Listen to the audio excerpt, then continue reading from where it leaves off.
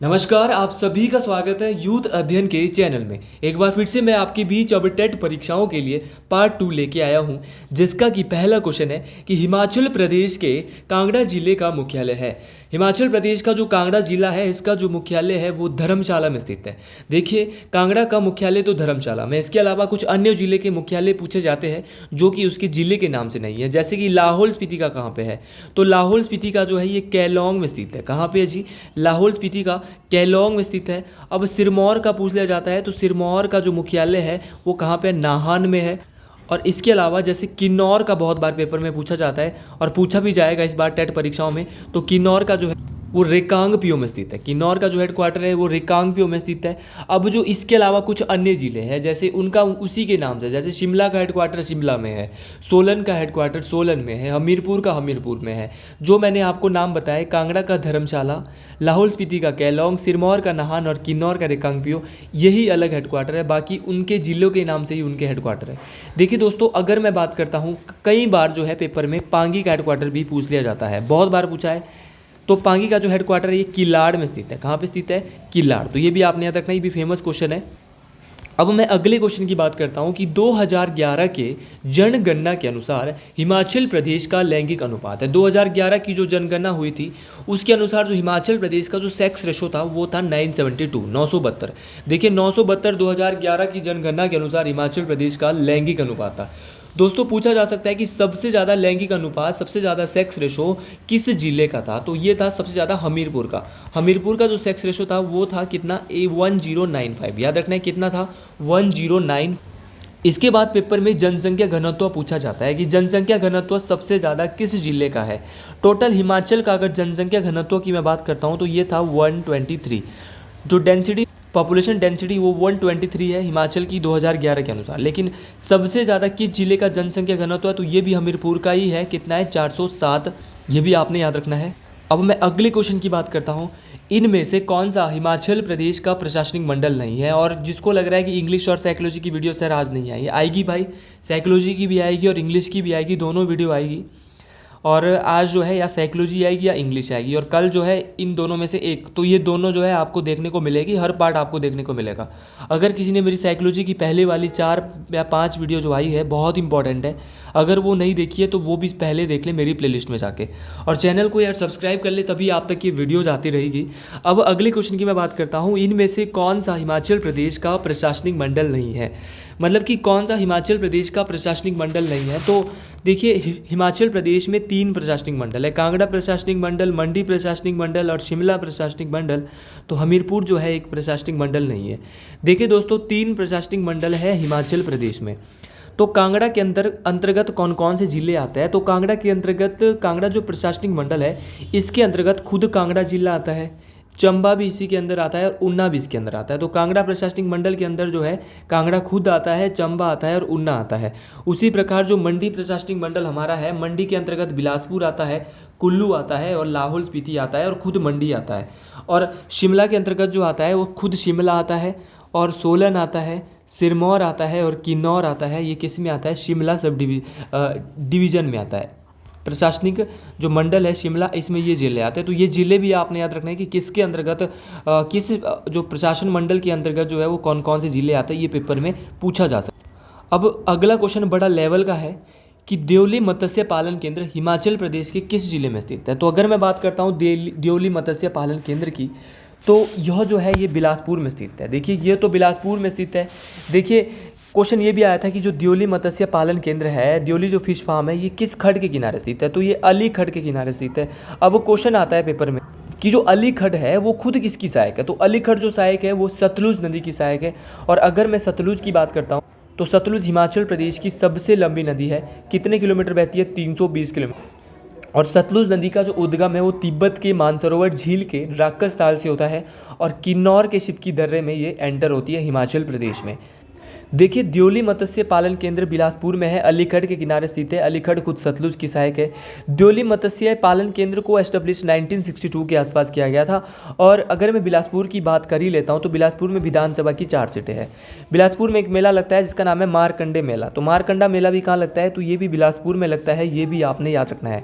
इसके अलावा एक फेमस मेला बिलासपुर में होता है जिसका नाम है नलवाड़ी मेला।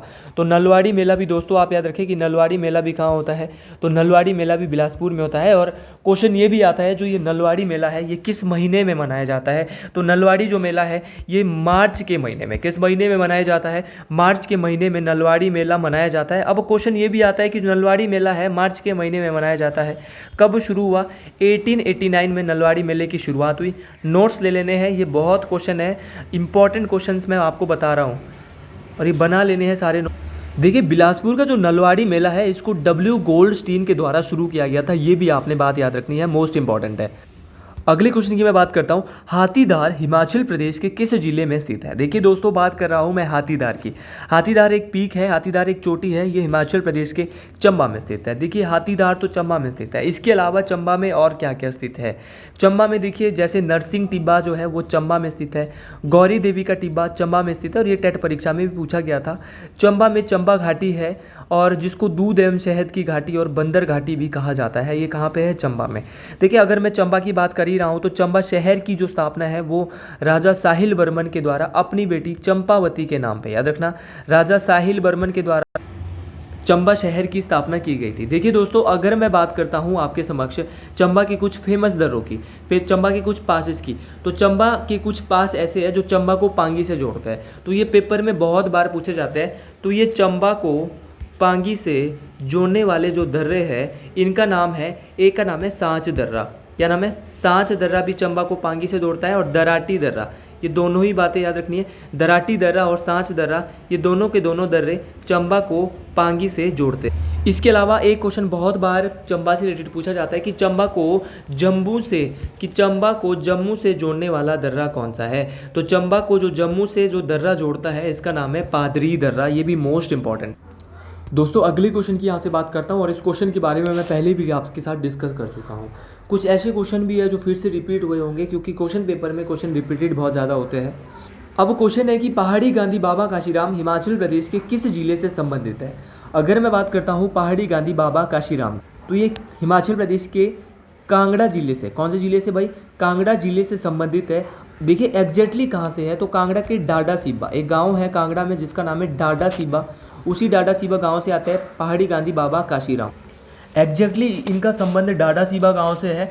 अगर मैं बात करता हूँ बाबा पहाड़ी गांधी के बारे में, बाबा काशीराम के बारे में, तो बाबा काशीराम जो है इनको जो है पहाड़ी गांधी किसके द्वारा इनको टाइटल दिया गया था, तो पहाड़ी गांधी का टाइटल इनको भारत की प्रथम प्रधानमंत्री पंडित जवाहरलाल नेहरू जी के द्वारा दिया गया था। देखिए बाबा काशीराम है इनको पहाड़ा दा बुलबुल के नाम से भी जानते हैं। तो पहाड़ा दा बुलबुल इनको सरोजनी नायडू, किसने कहा था, सरोजनी नायडू ने इनको पहाड़ा द बुलबुल कहा था। सरोजनी नायडू के बारे में भी आपने याद रखना है। सरोजनी नायडू जो है ये प्रथम भारतीय महिला राज्यपाल है, ये भी आपने याद रखना है। अब अगला क्वेश्चन है, अच्छे लेवल का क्वेश्चन है, लेवल के क्वेश्चन आ रहे हैं। सोरंग झील हिमाचल प्रदेश के किस जिले में स्थित है, तो सोरंग झील जो है ये किन्नौर में स्थित है। देखिए किन्नौर में सोरंग झील स्थित है, बड़ी प्रसिद्ध है और पेपर में पूछी भी जाती है। देखिए अगर मैं बात करता हूँ किन्नौर की, किन्नौर में एक झील और है जिसका नाम है नाको झील, किन्नौर में नाको झील है। अगर मैं बात करता हूँ, और मैं आपको यहाँ से बताना चाहूँगा जिसको भी साइकोलॉजी के नोट्स लेने हैं वो साइकोलॉजी के नोट्स के लिए ये मेरा कॉन्टैक्ट नंबर है। 50 रुपये के ये नोट्स मिल रहे हैं मात्र और मात्र, और इम्पॉर्टेंट नोट्स सारे कवर है। अगर मैं और जीके के नोट्स इसके साथ बिल्कुल फ्री में मैं आपको दे रहा हूँ, जिसके क्वेश्चन की 1000 प्लस, ये 1000 या 2000 से भी ये ज़्यादा क्वेश्चन है और इम्पॉर्टेंट क्वेश्चन है, तो ये भी आप हायर कर सकते हैं। अगर मैं बात करता हूँ इसके अलावा, ये तो किन्नौर की झीलें थी, सोरंग झील और नाको झील। अब उन्ना यहाँ ऑप्शन में दिया है, तो उन्ना में कोई प्रसिद्ध झील तो नहीं है, लेकिन उन्ना की एक नदी पूछी जाती है जिसका नाम है स्वां नदी। स्वां नदी को उन्ना का शोक भी कहा जाता है, ये भी आपने याद रखना है। मंडी ऑप्शन में दिया है, तो मंडी की बहुत प्रसिद्ध झीलें हैं, जैसे कि मंडी में है पराशर झील, रिवालसर झील, सुखसर झील, कुंतभ्योग झील, कुमारवा झील और कलासर झील। ये सारी की सारी झीलें याद रखनी है, पराशर झील, रिवालसर झील, सुक्सर झील, कुंतभ्योग झील, कुमारवा झील और कलासर झील, ये सारी झीलें याद रखनी है। इसके अलावा ऑप्शन में लाहौल स्पीति भी दिया है, किन्नौर तो हमारा हो गया। लाहौल स्पीति की अगर मैं बात करता हूँ तो लाहौल स्पीति में मन्नतलाई झील है, चंद्रताल झील है, सूरजताल झील है, ये सारी मन्नतलाई जो है ये कुल्लू में है, मन्नतलाई कुल्लू में है, लेकिन लाहौल स्पीति में कौन सी है, चंद्रताल, सूरजताल, ये कहाँ पे है, दीपक ताल, ये कहाँ पे है, ये अपनी लाहौल स्पीति में है। लेकिन अगर पूछा जाएगा, यूनामसो झील भी लाहौल स्पीति में है, कुल्लू की कुछ झीलें हैं जैसे मन्नतलाई कुल्लू में है, सॉरी लाहौल स्पीति में नहीं है, मन्नतलाई कुल्लू में है, भृगु झील कुल्लू में है, सरयोलसर झील कुल्लू में है, दशहर झील कुल्लू में है, सरवालसर झील कहाँ पे है, कुल्लू में है। तो ये कुछ कुल्लू की झीलें थी।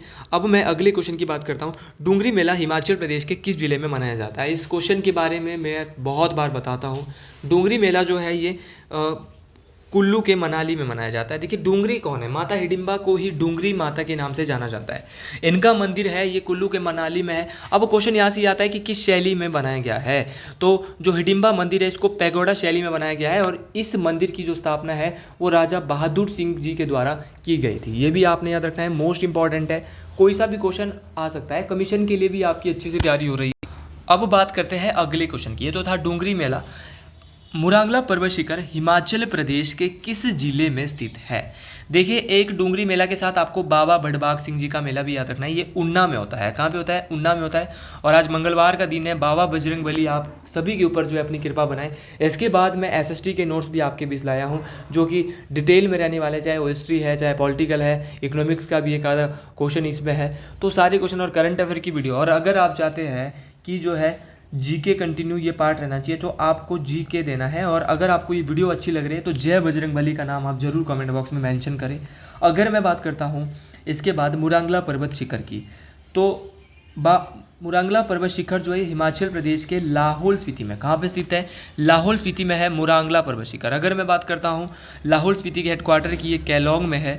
और लाहौल स्पीति में इसके अलावा मुरांगला जो पीक है ये लाहौल स्पीति में है। लेकिन लाहौल स्पीति में और कौन कौन सी पीक है? जैसे गेफांग पीक, गेफांग चोटी लाहौल स्पीति में है। मूल किला चोटी ये भी लाहौल स्पीति में है। चूड़धार पीक बहुत बार पेपर में पूछी जाती है। तो सिरमौर और शिमला के बीच जो है कौन सी पीक है? वो चूड़धार पीक है। और सिरमौर की सबसे ऊंची चोटी भी कौन सी है? चूड़धार चोटी है। अब चंबा की कुछ चोटियां हैं जैसे कि नरसिंह टिब्बा, गौरी देवी का टिब्बा, कैलाश पीक, ये सारी की सारी जो है पेपर में पूछी जाती है। नरसिंह टिब्बा, गौरी देवी टिब्बा अभी मैं थोड़ी देर पहले बता चुका हूँ आपको। पीर पंजाल जो है वो चंबा की सबसे ऊंची ऊंची चोटियाँ हैं। और कैलाश जो पर्वत है वो भी कहाँ पे? चंबा में स्थित है, कैलाश चोटी। अब इसके अलावा शिमला की बात कर ही लेते हैं तो शिमला की सबसे ऊंची चोटी चांसल है, ये भी आपने याद रखना है, मोस्ट इंपॉर्टेंट है। कुल्लू की कई बार पेपर में पूछ ली जाती है। कुल्लू में जैसे दियो टिब्बा कहाँ पे है? तो दियो टिब्बा कुल्लू में है। डिब्बी बोकरी कहाँ पे? ये भी कुल्लू में है। सोलंग पीक कहाँ पे? ये भी कुल्लू में है। और शीटी धार भी कहाँ पे? ये भी कुल्लू में है। मोस्ट इंपॉर्टेंट है, पूछ ली जाती है। अगला क्वेश्चन है कि माहूनाग मेला हिमाचल प्रदेश के किस जिले में मनाया जाता है? अब मेले का नाम माहूनाग है और माहूनाग जो मेला है ये हिमाचल प्रदेश के मंडी ज़िले में मनाया जाता है। देखिए माहूनाग मेला तो मंडी में मनाया जाता है। अब क्वेश्चन आया था कि बुफेलो मेला कहाँ होता है? तो बुफेलो जो मेला है ये शिमला के कुफरी नामक स्थान में होता है। अब पत्थर का खेल मेला हलोग शिमला में ही होता है, ये भी आपने याद रखना है। और हलोग जो है वो धामी रियासत एक होती थी जिसकी स्थापना गोविंद पाल ने की, उसकी राजधानी भी थी। देखिए ये तो पत्थर का खेल मेला हलोग शिमला में होता है। भुंडा उत्सव कहाँ पे होता है? तो भुंडा उत्सव जो है ये 12 साल बाद मनाया जाता है और ये निरमंड में मनाया जाता है। बूढ़ी दिवाली हिमाचल में निरमंड की ही फेमस है, ये भी याद रखना है। सारी मेला भी होता है हिमाचल में, ये अर्की में होता है। होली हिमाचल प्रदेश में सुजानपुर की बड़ी फेमस है। अगर मैं बात करता हूँ गोची उत्सव और हालदा उत्सव की, ये कहाँ पे मनाया जाता है? ये लाहौल स्पीति में मनाया जाता है। और बुढ़ा जो लोक नृत्य है वो सिरमौर का बड़ा फेमस है। इसके अलावा बिलासपुर की अगर बात करते हैं तो बिलासपुर में नैना देवी का मेला भी लगता है। तो ये कुछ इंपॉर्टेंट त्यौहार थे। जैसे लोसर त्यौहार है, लोसर त्यौहार तिब्बतियों का नववर्ष का त्यौहार है और ये जो है अपने किन्नौर और लाहौल स्पीति दोनों में मनाया जाता है। ये भी बात आपने याद रखनी है। तो हर एक चीज़ मोस्ट इंपॉर्टेंट है। अब इंडिया जीके की ओर रुख करते हैं। इसके अब इंडिया जीके की ओर रुख करते हैं और बड़े लेवल के क्वेश्चन मैं यहाँ तक आपके पास लाया हूँ। जो कमीशन की भी तैयारी कर रहे हैं उनको भी ये क्वेश्चन काम आने वाले हैं। किस नदी के तट पर पुलकेशन द्वितीय ने हर्षवर्धन को हराया? तो कौन सी नदी थी जिसके निकट पुलकेशन द्वितीय ने हर्षवर्धन को हराया था? तो पुलकेशन द्वितीय ने हर्षवर्धन को नर्मदा नदी के किनारे हराया।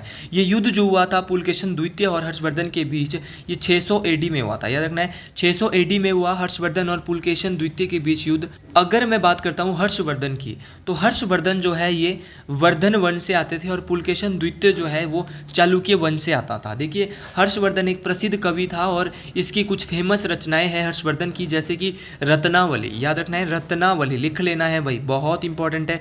रत्नावली हो गया, नागानंद हो गया, नागानंद जो है वो भी किसकी है, और प्रियदर्शनी, ये भी याद रखना है, प्रियदर्शनी भी किसका है?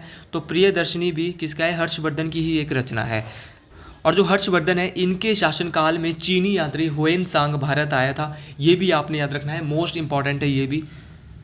अगले क्वेश्चन की बात करते हैं, किसी दिल्ली सुल्तान ने चांदी की जगह ताम्र सिक्के जारी किए? तो कौन सा ऐसा दिल्ली सुल्तान था जिसने चांदी की सिक्कों की जगह ताम्र सिक्के जारी किए? मतलब कि इसके शासनकाल में क्या हो गया था कि चांदी की कमी पड़ गई और उसने इसके बाद जो है ताम्र के सिक्के जो है वो जारी कर दिए थे।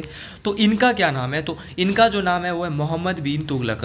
तो मोहम्मद बिन तुगलक ने जो है वो ताम्र के सिक्के जारी किए थे। इनका नाम क्या था? ये भी क्वेश्चन में पूछा जा सकता है पेपर में। तो इसका नाम था अदली। सिक्कों का नाम क्या था? अदली था। ये भी आपने याद रखना है। जो सिक्के इन्होंने ताम्र के जारी किए थे मोहम्मद बिन तुगलक ने, इनका नाम क्या था? अदली था। देखिए क्वेश्चन आ सकता है कि दिल्ली से देवनागरी अपनी राजधानी को कौन ले गया था? तो दिल्ली से देवगिरी के लिए अपनी जो राजधानी है वो मोहम्मद बिन तुगलक ही ले गया था। ये भी मोस्ट इंपॉर्टेंट क्वेश्चन है। अब बलबन ऑप्शन में दिया है, बलबन ने रक्त और लौह की नीति चलाई थी। अलाउद्दीन खिलजी यहाँ पे है। अलाउद्दीन खिलजी जो है वो अमीर खुसरो के समकालीन थे, ये भी आपने याद रखना है। दूसरी बात जो है, अलाउद्दीन खिलजी अपने आप को सिकंदर द्वितीय मानता था, ये भी आपने बात याद रखनी है, मोस्ट इंपॉर्टेंट। अब इसके बाद हर एक क्वेश्चन लेवल का क्वेश्चन है और लेवल के क्वेश्चन पढ़ने में मजा ही कुछ और आता है। 1809 में महाराजा रणजीत सिंह ने किसके साथ संधि पर हस्ताक्षर किए? तो 1809 में महाराजा रणजीत सिंह ने जो है वो ईस्ट इंडिया कंपनी के साथ संधि पर हस्ताक्षर किए थे और इस संधि को हम अमृतसर की संधि के नाम से जानते हैं। याद रखना, ईस्ट इंडिया कंपनी और महाराजा रणजीत सिंह के बीच में जो 1809 में संधि हुई थी, इस संधि को अमृतसर की संधि के नाम से भी जाना जाता है। देखिए अमृतसर में भारत का गोल्डन टेम्पल भी स्थित है, ये भी आपने याद रखना है। और महाराजा रणजीत सिंह की 1809 में एक संधि जो है और हुई थी जिसको ज्वालामुखी की संधि कहा जाता है। ज्वालामुखी की जो संधि है वो महाराजा रणजीत सिंह और आपने याद रखना है किसके बीच हुई थी? कांगड़ा के राजा संसार चंद के बीच में हुई थी, ये भी आपने याद रखना है, मोस्ट इंपॉर्टेंट। देखिए कुछ चीज़ें हम महत्वपूर्ण चीज़ें आज डिस्कस कर रहे हैं और यही क्वेश्चन आप पेपर में भी आया था कि सांची का स्तूप का निर्माण किसने करवाया। टेट परीक्षाओं में ऐसे ही आसान क्वेश्चन पेपर में आए थे और मैंने ये करवाए थे आपको क्वेश्चन। सांची के स्तूप की अगर मैं बात करता हूँ तो सांची के स्तूप का निर्माण जो है वो अशोक के द्वारा करवाया गया था। अब क्वेश्चन आता है कि अशोक किस वंश से संबंधित थे? टेट परीक्षाओं में सीधे प्रश्न आते हैं। तो अशोक जो है वो मौर्य वंश से संबंधित थे। देखिए मौर्य वंश से संबंधित थे और अगर मैं कहूँ बौद्धिस्ट ग्रंथ के अनुसार, जो बुद्धों के जो ग्रंथ हैं उन ग्रंथों के अनुसार अशोक ने भारत में 84,000 स्तूप बनाए थे। कितने स्तूप बनाए थे भाई साहब? 84,000 स्तूप बनाए थे अशोक ने भारत में, बौद्धिस्ट ग्रंथों के अनुसार ये कहा गया है। अगर मैं बात करता हूँ स्तूप कि स्तूप का संबंध बुद्ध के किस जीवन से है, बुद्ध के जीवन से क्या है, तो स्तूप का जो संबंध है वो बुद्ध की मृत्यु से है। याद रखना, बैल का संबंध जो है वो इसके क्या बोलते हैं जन्म से है बुद्ध के, और घोड़े का जो संबंध है वो गृह त्याग से है, और स्तूप का जो संबंध है वो किससे है भैया? स्तूप का जो संबंध है वो है इसके मृत्यु से, बुद्ध की मृत्यु से। तो ये सारे क्वेश्चन बहुत इंपॉर्टेंट है और आपको काम आने वाले क्वेश्चन है। ये डिस्कस करके ही ऐसे क्वेश्चन अच्छे हो सकते हैं और अगर आप इसको ढंग से सुन रहे हो तो आने वाले टाइम में जीके आपकी बहुत अच्छी बनने वाली है। और मैं आपके साथ लगातार जो है, अगर आपको वीडियो अच्छी लग रही है तो YA का कमेंट आप जरूर दें ताकि मुझे जो है YA सुपर आप उसमें नोट कर सकते हैं। सुपर से जो है थोड़ा सा मेरे को लगेगा कि वीडियो अच्छी बन रही है। अगर कुछ कमी है तो आप मेरे को पर्सनली मैसेज कर सकते हैं कि सर इस तरह नहीं, हमें इस तरह का कंटेंट चाहिए। मैं उसके लिए भी आपके बीच तैयार हूँ, लेकिन मुझे लगता है कि हम यहाँ से बिल्कुल अच्छे से जो है कार्य कर रहे हैं। अगला क्वेश्चन है, भारतीय राष्ट्रीय कांग्रेस के किस अधिवेशन में नरम पंथियों और गरम पंथियों का विभाजन हुआ? तो भारतीय राष्ट्रीय कांग्रेस, इंडियन नेशनल कांग्रेस की मैं सबसे पहले बात करता हूँ। विभाजन तो दूर की बात है, पहले तो इंडियन नेशनल कांग्रेस के बारे में आपको पता होना चाहिए। भारतीय राष्ट्रीय कांग्रेस की अगर बात करता हूँ, इसकी जो स्थापना है वो 28 दिसंबर 1885 को हुई थी। किसके द्वारा भैया स्थापना की गई थी? तो इनका नाम क्या था? ए हो ह्यूम। याद रखना है, ए हो ह्यूम के द्वारा जो है वो भारतीय राष्ट्रीय कांग्रेस की स्थापना की गई थी। कहाँ पे की गई थी? बंबई में की गई थी भैया, ये भी याद रखना है, मोस्ट इंपॉर्टेंट बात है। देखिए भारतीय राष्ट्रीय कांग्रेस से तो बहुत सारे क्वेश्चन बन जाते हैं, और अगर आप टेट की तैयारी कर रहे हैं तो आईएनसी के टॉपिक को एक बार जरूर पढ़ें। तो आईएनसी का टॉपिक बहुत इंपॉर्टेंट है, सोलर सिस्टम का टॉपिक बहुत इंपॉर्टेंट है, वायुमंडल का टॉपिक बहुत इंपॉर्टेंट है। देखिए आईएनसी में जो है वो नरम दल और गरम दल में जो बढ़ गई थी वो कांग्रेस का 23वें नंबर का अधिवेशन था। कौन से नंबर का अधिवेशन था? 23वें नंबर का अधिवेशन था। इसका नाम था सूरत अधिवेशन। सूरत अधिवेशन जो हुआ था ये 1907 में हुआ था। इसमें जो कांग्रेस है वो नरम दल और गरम दल दोनों में बढ़ गई थी, ये भी आपने याद रखना है। देखिए दोस्तों, नरम दल और गरम दल की अगर मैं बात करता हूँ, ये तो 1907 में इनका विभाजन हो गया, लेकिन ये वापस भी जुड़ गए थे, इनके बीच समझौता हुआ था। तो 21 अधिवेशन में हुआ था, तो कांग्रेस के लखनऊ अधिवेशन में, और लखनऊ अधिवेशन कब हुआ था? 1916 में। अब जो सूरत अधिवेशन 1907 में हुआ था, इसकी जो अध्यक्षता किसने की थी? तो इसकी अध्यक्षता की थी डॉक्टर रास बिहारी बोस। क्या नाम है? डॉक्टर रास बिहारी बोस। और 1916 में जो हुआ था, इसकी अध्यक्षता की थी, लखनऊ अधिवेशन के नाम से हम जिसको जानते हैं, इसकी अध्यक्षता की थी अंबिका चरण मंजूमदार। देखिए ये भी पूछा जाता है कि वंदे मातरम जो है कांग्रेस के किस अधिवेशन में गाया गया था? तो वंदे मातरम कांग्रेस के 12वें अधिवेशन में गाया गया था। कब हुआ था 12वां अधिवेशन? 1896 में। और कहाँ पे वंदे मातरम को गाया गया था? तो ये कलकत्ता में गाया गया था, ये भी आपने याद रखना है। अब आईएनसी से एक इंपॉर्टेंट क्वेश्चन और आता है कि आईएनसी के पहले अध्यक्ष कौन है? तो पहले अध्यक्ष है व्योमेश चंद्र बनर्जी।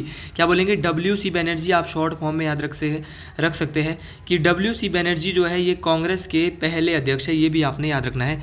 इसके अलावा अगर मैं बात करता हूँ, 1924 में कांग्रेस का 40वां अधिवेशन हुआ था। तो कांग्रेस का जो 40वां अधिवेशन हुआ था, इसको बेलगांव अधिवेशन के नाम से जाना जाता है। किस नाम से? बेलगांव अधिवेशन के नाम से कांग्रेस के 40वें अधिवेशन को जाना जाता है। और अगर मैं कहूँ, इस अधिवेशन की जो अध्यक्षता है वो महात्मा गांधी के द्वारा की गई थी। तो महात्मा गांधी कांग्रेस के एक ही बार अध्यक्ष रहे। किस अधिवेशन में रहे थे? तो ये बेलगांव अधिवेशन में रहे थे, ये भी आपने याद रखना है। अब अगला क्वेश्चन है कि संसद की सीटों का बंटवारा किस जनगणना पर आधारित है? तो संसद की सीटों का जो बंटवारा है वो 1971 की जनगणना पर आधारित है। ये जो है वो 2026 तक फिक्स माना गया है। 2026 के बाद जो है वो संसद की जो सीटें हैं वो विधानसभा संसद की सीटें जो वो बढ़ सकती है। अब बात करता हूँ मैं, संसद का जिक्र अनुच्छेद 79 में किया गया है। अनुच्छेद 79 में जो है वो संसद का जिक्र किया गया है। अब संसद के भाग 3 है। भाग कौन कौन से हैं? लोकसभा, राज्यसभा और राष्ट्रपति। याद रखना है, संसद के 3 भाग है। संसद के 3 भाग है, लेकिन सदन 2 है। सदन कौन कौन से है? एक है लोकसभा और दूसरा जो है दोस्तों वो है राज्यसभा। दोनों के दोनों याद रखने हैं, लोकसभा और राज्यसभा दोनों ही बहुत इंपॉर्टेंट है। अगर मैं लोकसभा की बात करता हूँ, तो लोकसभा में जो है अगर आपको सदस्य बनना है लोकसभा का, तो आपकी उम्र 25 साल होनी चाहिए। अगर आपको राज्यसभा का सदस्य बनना है तो आपकी उम्र 30 साल होनी चाहिए। और अगर आपको देश का राष्ट्रपति बनना है तो आपकी उम्र जो है वो 35 साल होनी चाहिए। ये भी क्वेश्चन बहुत इंपॉर्टेंट है। देखिए वर्तमान में अगर मैं राष्ट्रपति की ही बात करता हूँ, तो वर्तमान में जो राष्ट्रपति है वो द्रौपदी मुर्मू है। और द्रौपदी मुर्मू जो है वो भारत की कौन से नंबर की राष्ट्रपति है? तो 15वें नंबर की राष्ट्रपति है। और ये पहली महिला आदिवासी राष्ट्रपति है जो कि संथाल जनजाति, किस जनजाति से आती है? ये भी याद रखना है दोस्तों, संथाल जनजाति से आती है। कौन? द्रौपदी मुर्मू जी। और ये भारत की पहली महिला आदिवासी राष्ट्रपति है, ये भी बहुत इंपॉर्टेंट है, ये आपने याद रखना है। अगले क्वेश्चन की बात करते हैं कि क्षेत्रीय परिषद किससे संबंधित मामलों पर चर्चा करता है। देखिए भारत में क्षेत्रीय परिषद कितने राज्यों में है ये आप कमेंट बॉक्स में बताएंगे। सबको बताना है, एक एक बच्चे को बताना है क्षेत्रीय परिषद किससे संबंधित है। तो क्षेत्रीय परिषद जो है ये किससे संबंधित है? देखिए अगर मैं बात करता हूँ क्षेत्रीय परिषद की, तो इसका आंसर जो है वो बहुत आसान मेरे को नज़र आ रहा है। तो ये भी आप कमेंट बॉक्स में पूरा क्वेश्चन जो है आपको इसको ढंग से देखना है कि क्षेत्रीय परिषद क्या है।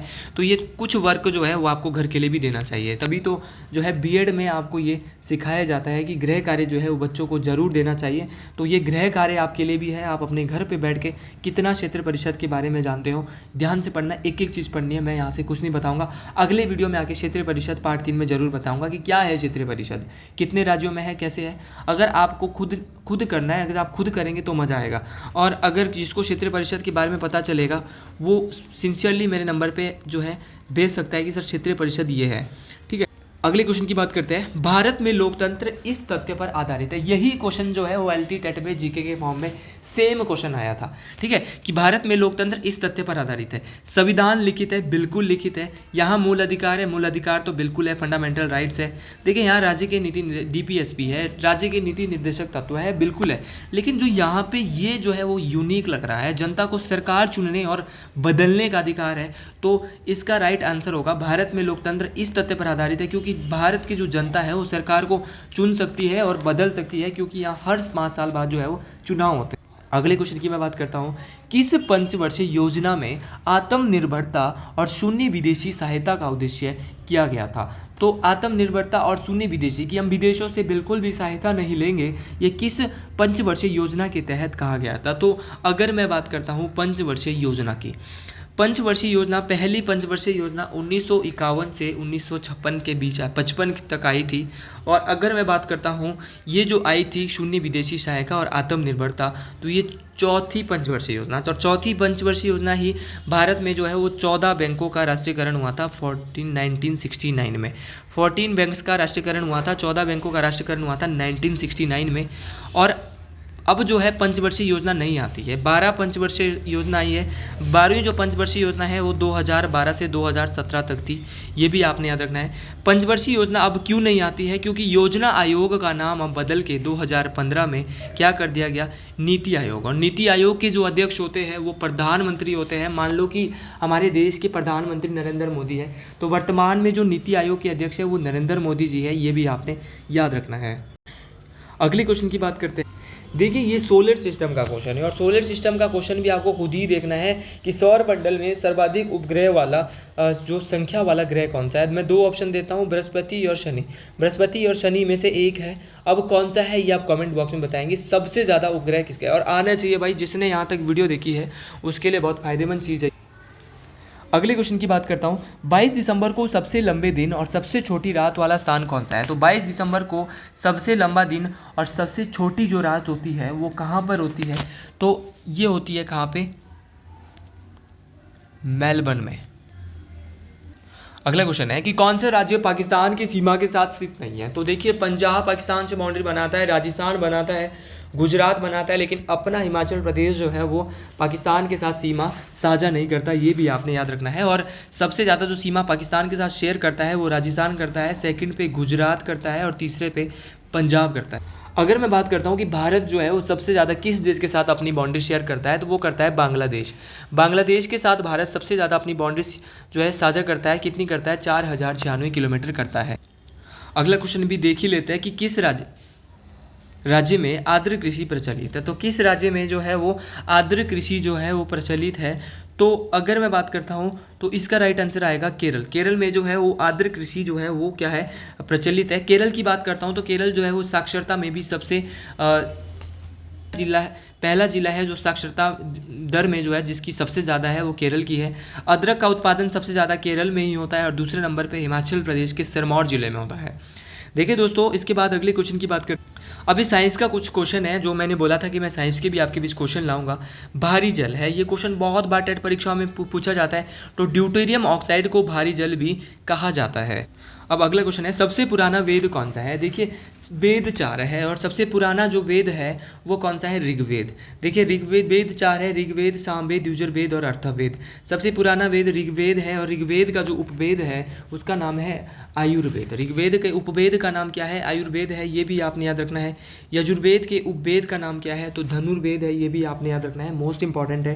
देखिए दोस्तों, ऋग्वेद में 1028 सूक्त है, 10 मंडल है और 10,462 ऋचाएँ हैं, ये भी आपने बात याद रखनी है, मोस्ट इंपॉर्टेंट बात है, तभी आपको बता रहा हूँ।